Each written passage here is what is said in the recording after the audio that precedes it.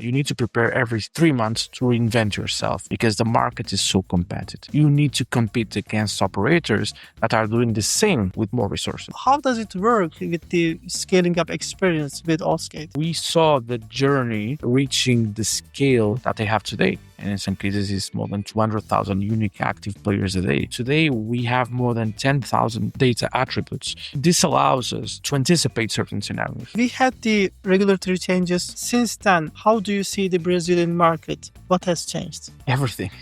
Everything changed. Operators outside of Brazil who would like to enter the market, what would you recommend them? I would recommend these operators to come with us or with any other platform provider because definitely there is a profitable market. In Brazil, only about like 30 operators are paying their taxes on time. Yes. Does it mean that something is wrong right now?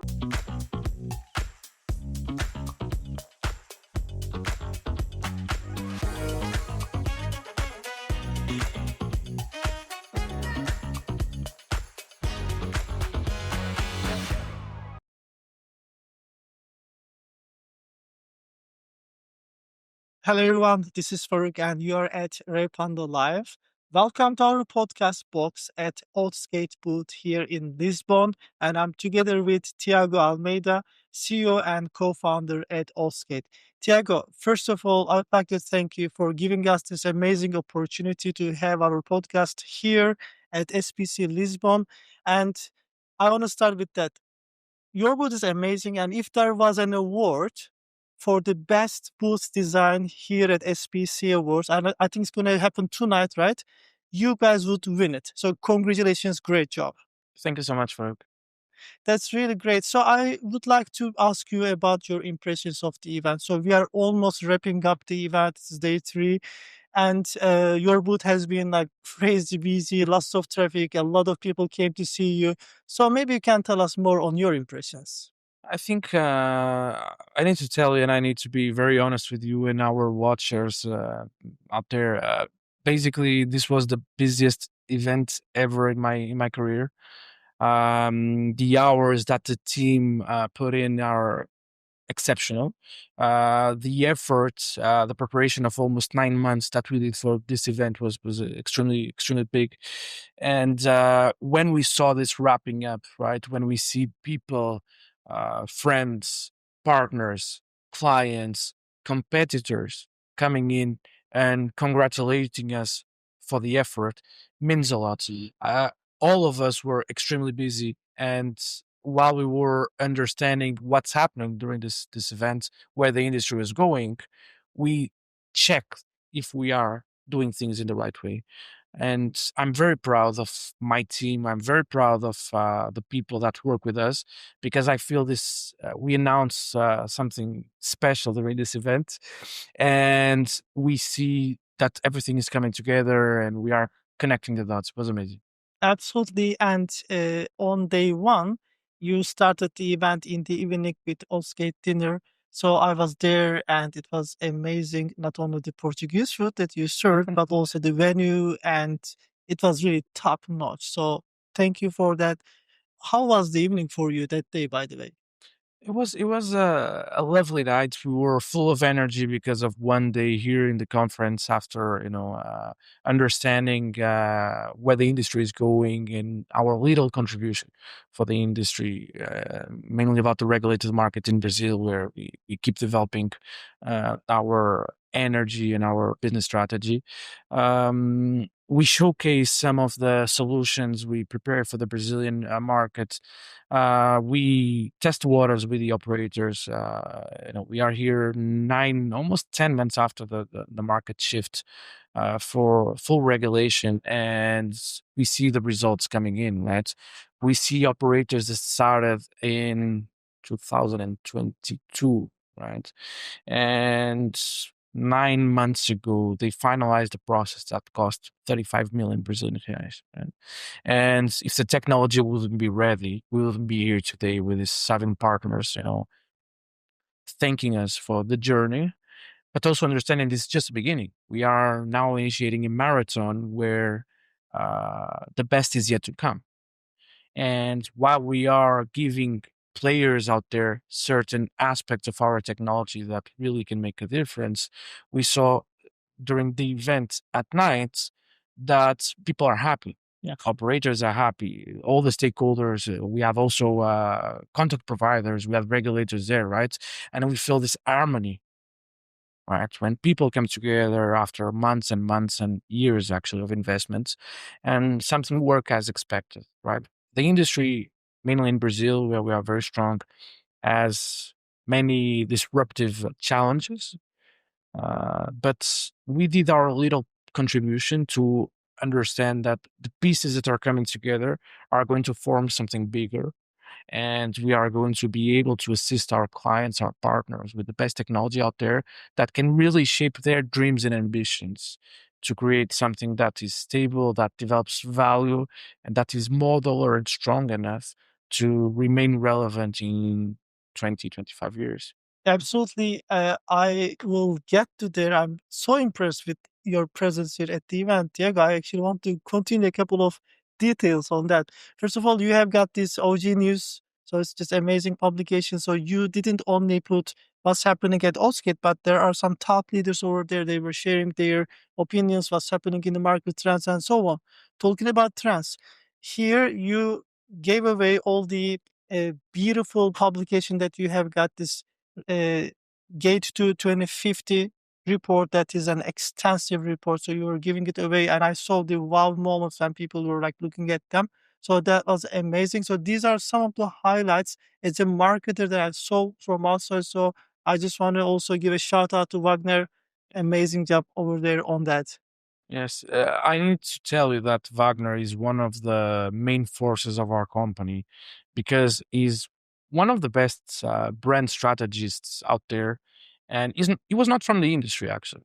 You know, he came from a different industry. He had his own experience, very mature professional. But when I challenge him, help us here, right? He learned more in 6 months that maybe I've learned in 6 years, right? And we have many examples like him. We have several people that were part of the industry. They had a very strong past experience, but we merge, let's say, that know-how and that expertise with people that are coming from different industries, with different mindsets, different expertises. And that's one of the main secrets of Oddsgate, right? We are not a company that built a business model that leverages only what the industry knows, because sometimes that comes with certain um, bias Yeah. perception, right? That can challenge the growth of our clients. When we merge, let's say, this know-how and expertise, and Wagner is an example, and I could be talking about other 20 people here, right? We understood that let's learn with them. Let's develop something together, right? And this translates into Oddsgate brand. That is a new brand. We are still, during our first years, right? And then we are competing in a very, let's say, mature landscape against companies that are doing the same for 20, Yeah. 25 years. And people have top of mind and recall of our brands, right? Wow, this is an honor. And you don't trap yourself in the iGaming industry frame. You are bringing people from outside so they come with their experience and they can add more value even there. That's something I noticed. And you're really good as a company at attracting those talents. How do you do that? One of the first leaders that we retain is a gentleman that has more than 25 years of experience in human resources and talent development. He was working for a PLC company here in Portugal and a media company, actually. And I saw the culture, right? I saw how a big company could actually learn from best practices and developing talent and creating a great place to work. And that was my first invitation, right? We were three people. We were taking share desks in our way to the toilets of shared office space, and somehow he accepted to work with us. And I was super excited because how come this is happening? Because it's a PLC company in a little startup that has these tables. I'm not glorifying the story. No, it was literally like this, and he moved, he changed, he took the challenge. He's a gentleman, with many years of experience. So it's not even someone young that can risk, right? He has a family, he has all this collateral, right? And when he accepted to work with us, I told him, listen, I want to be the best place to work in Portugal for a company of our kids. Can we do it? He said, that's a massive challenge because we need to create an environment where people are protected, where people can learn, where people can develop their expertise and they can make mistakes. He said, listen, I made mistakes most of my life. All right, let's do it together.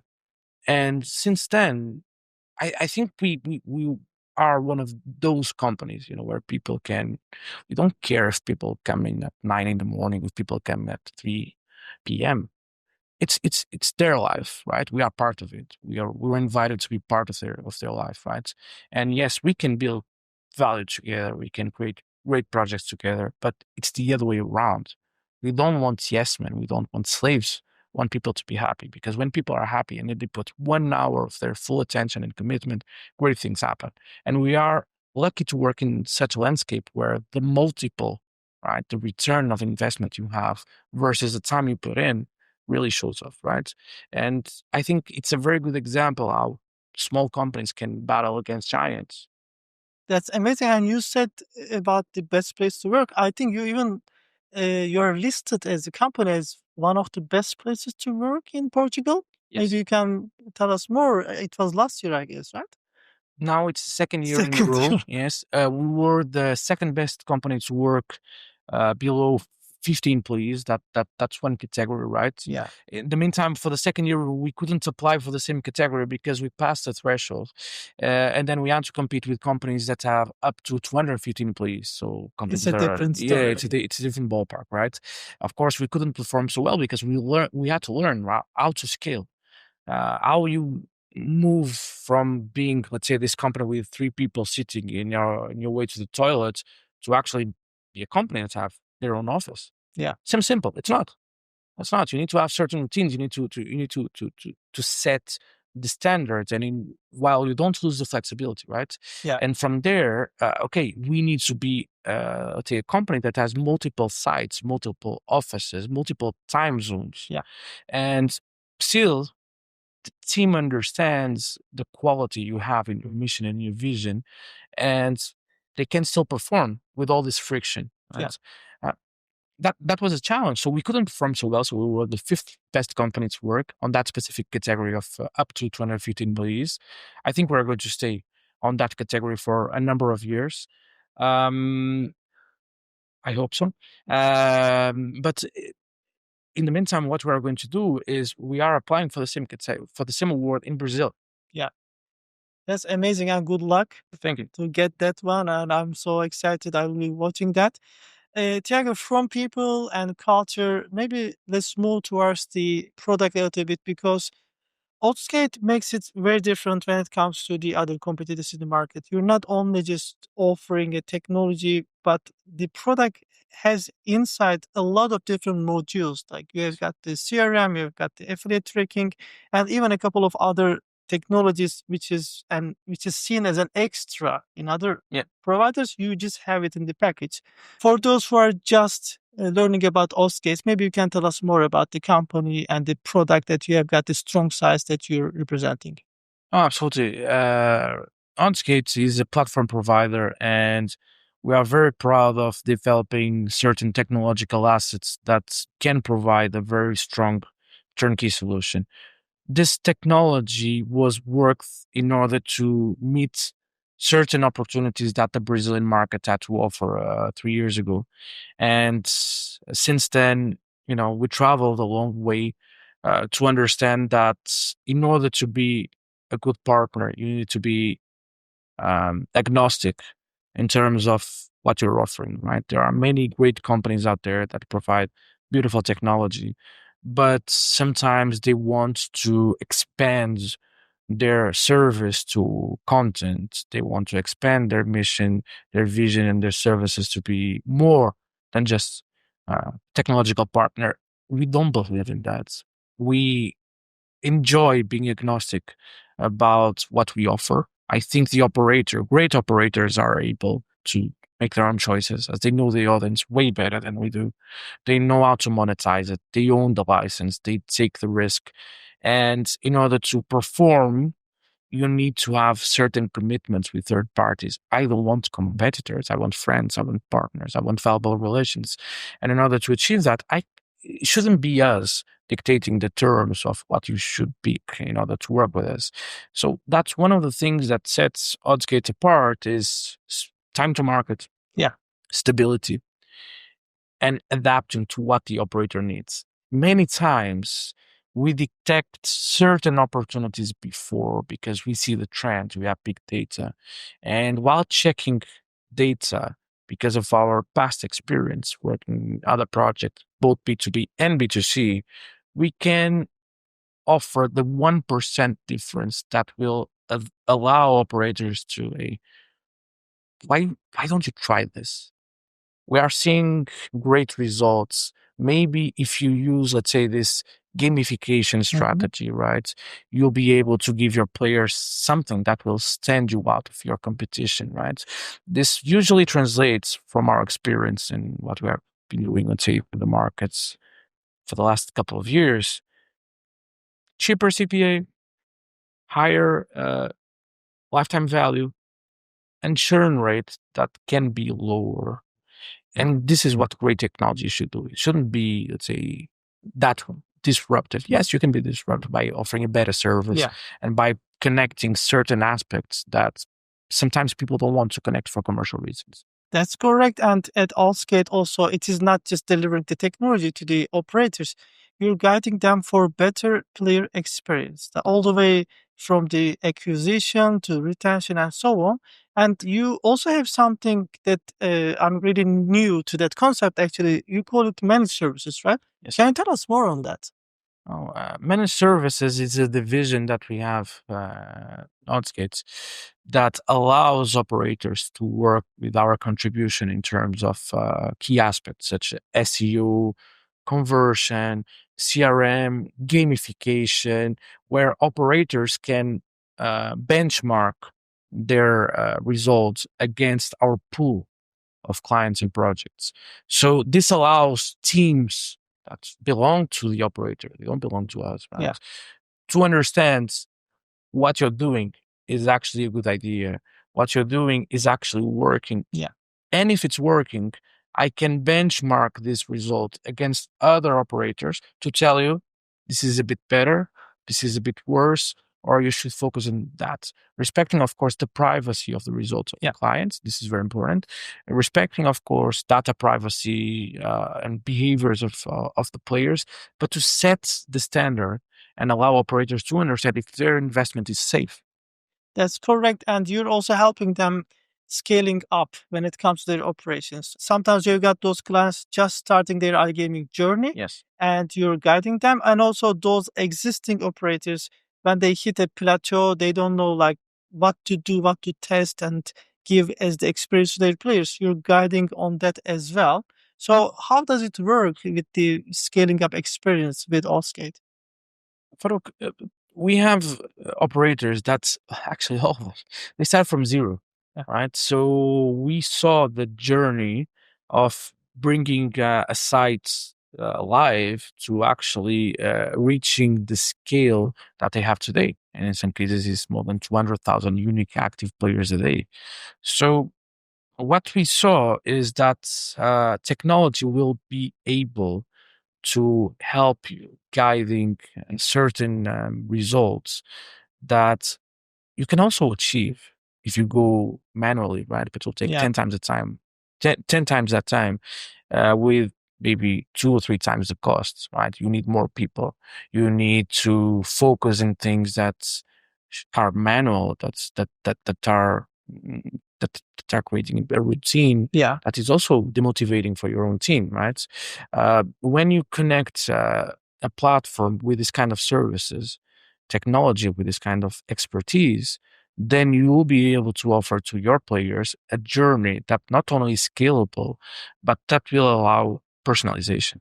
And this is very important for us, and it's part of our study, 2050, where we mentioned the opportunities around hyper personalization. We really believe in this because it stops the opportunity to give players what they are looking for out there without jeopardizing your own P&L. What I mean with this is here we are talking about regulated markets, right? Yeah, Oddsgate, it's all about regulated markets, absolutely. and we see the cost of doing business in regulated markets where the taxation is extremely high. We are seeing also certain tax hikes happening, and we are seeing also a big restriction around the ads message, right? And certain positions that operators cannot take. And unfortunately, I think this is a trend that will carry on. So when we have the opportunity to scale, to create personalization, to give something that is not only money, it's care, Yeah. players usually feel motivated to stay. And this is something that we witnessed in firsthand in 2021 and 2022, remain in 2023. It was a big reality in 2024. And in 2025, or you do it or you die. Well, I see that you're also integrating all the new technologies coming up. You talk about personalization, which is actually rooting out the data that you gather about the players. So maybe you can tell us on that a bit, like how you bring all the different data that you're gathering from the entire player journey in one place, and then how you decide in the technology that you have got what's next for that player. So would you maybe tell us on that part a bit? Sure. That's a great question.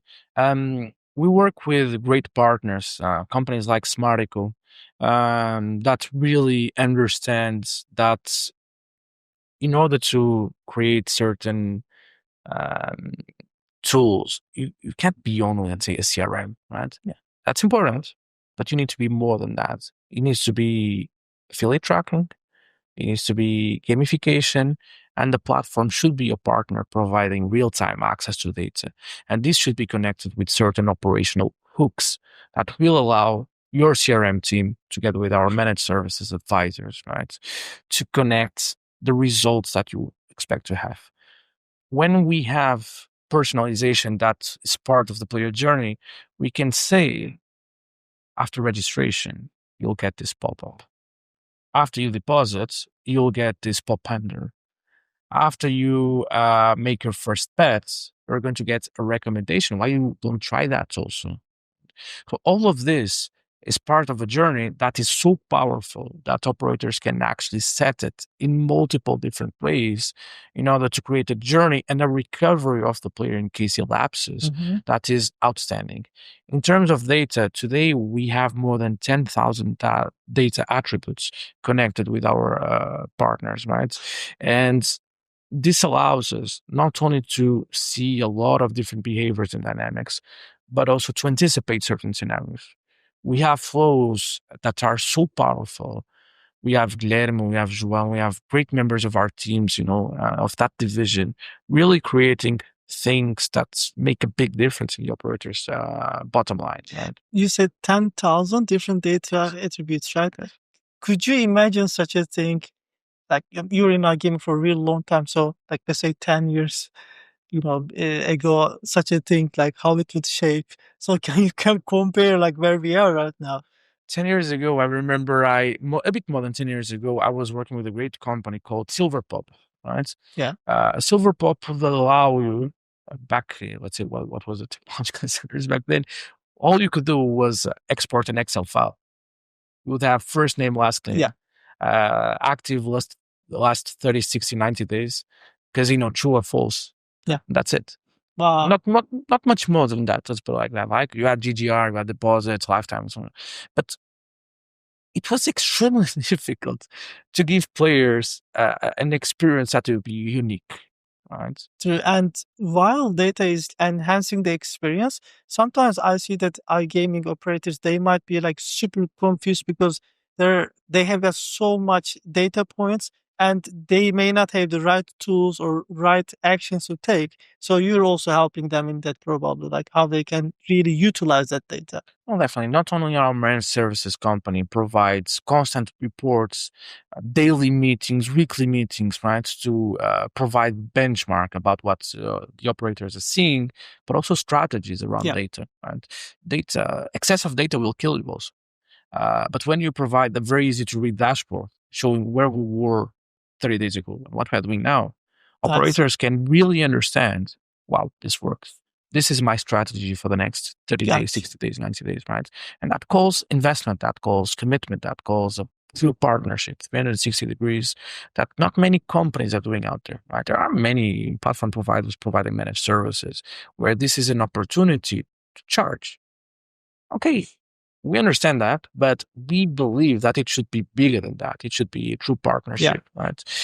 Okay, we might not have, let's say, 3,000 people doing this, right? Okay, but let's get the best 5 people out there and let's help them to drive our operators' business and to Mhm. create something bigger. I see.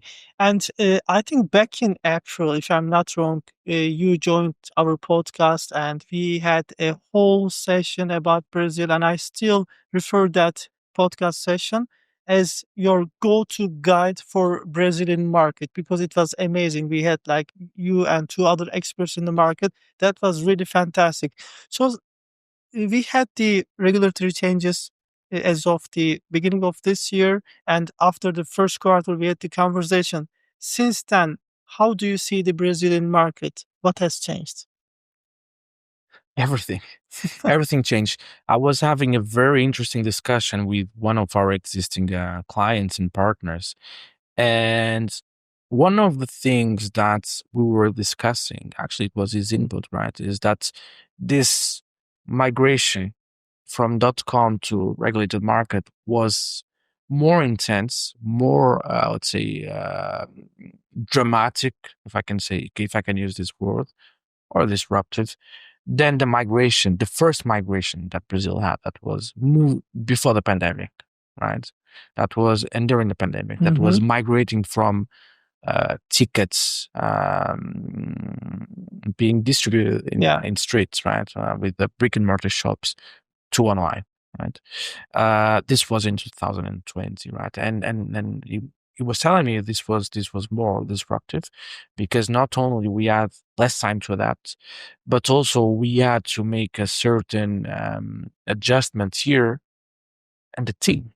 So the team is not the same.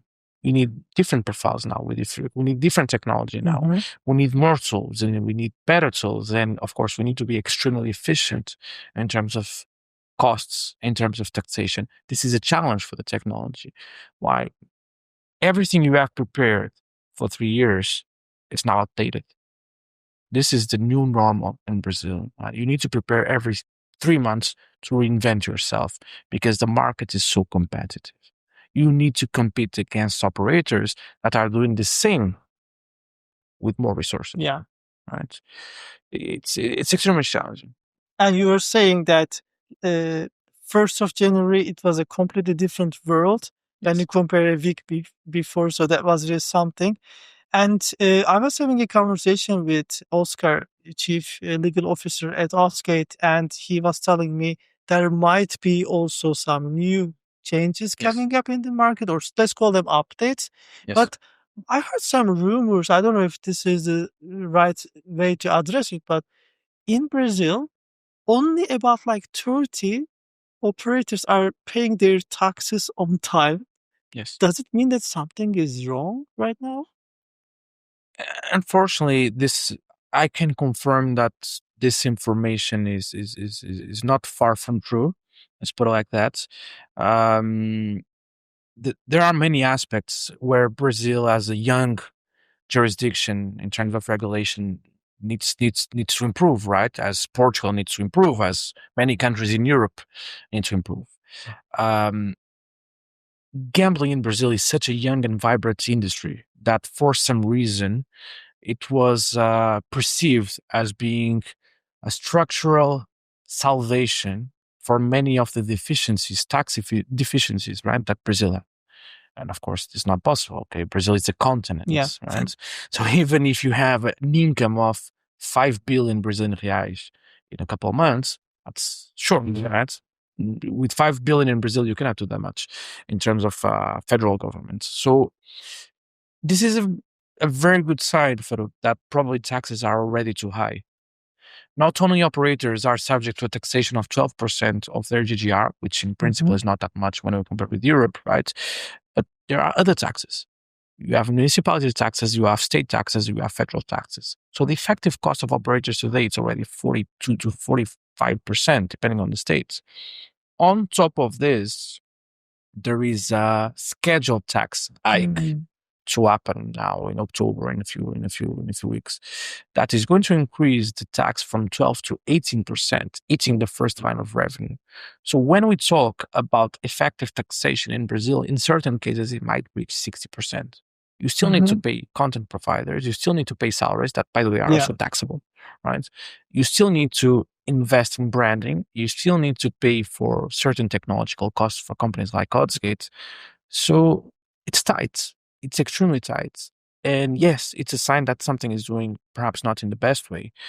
And it's also creating a very strong fragmentation because this is a country where we have the federal licenses and the state licenses, where the tax might be 5% of the GGR. So how come this is happening and how can we help operators to overpass these temporary difficulties? Because I really believe in the Brazilian market. I know that this is temporary. I know that solutions are coming and the solutions will effectively allow operators to consolidate. But in order to bring consolidation and in order to protect the player, you need to play by the rules.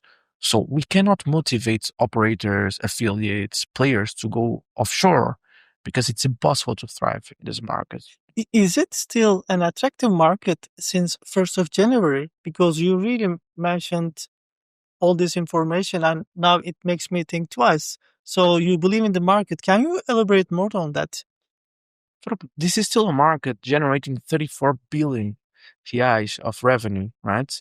And 17 in just, let's say, the first half year. So it should be around 34 at least. Worst case scenario, right?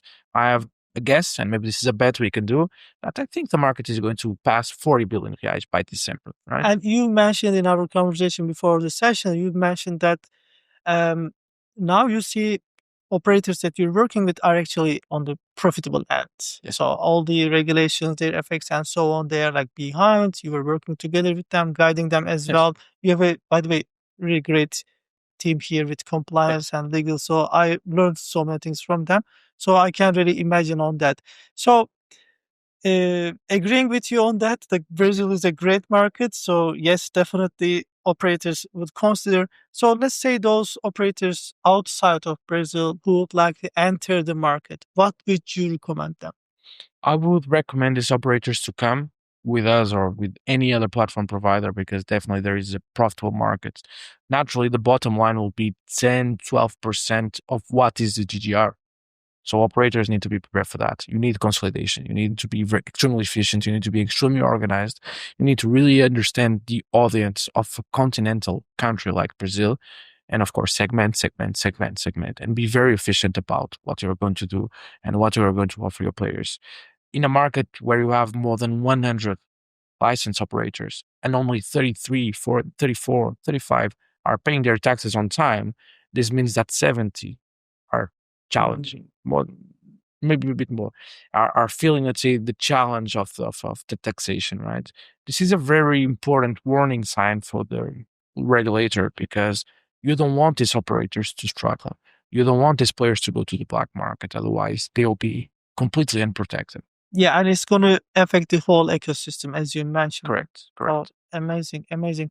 Tiago, I would like to thank you, first of all, once again, hosting us here at your amazing booth at Oddsgate's booth here at SPC Summit Lisbon. For me, it was the first time that we brought Revpanda Live podcast to a flagship event, and I very much enjoyed. I think we have done like 8 podcast sessions, about like 40 interviews, and so on.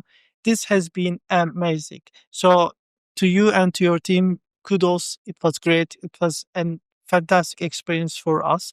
And what's your next step? I think you guys will be going to Sao Paulo, right? Yes, we are going to be in São Paulo next week. Yeah. Amazing. So you'll be traveling all the time. So congratulations once again for the great success here at SPC Summit. And I appreciate your time during your busy schedule here, Tiago. Thank you so much. Thank you. Everyone, thank you for watching. We had a fantastic conversation with Tiago today. We covered Brazilian market, we covered technology trends, and we are wrapping up SPC Summit here with this podcast. Stay tuned, follow us on our social media channels, and I will see you at the next Revpanda live session.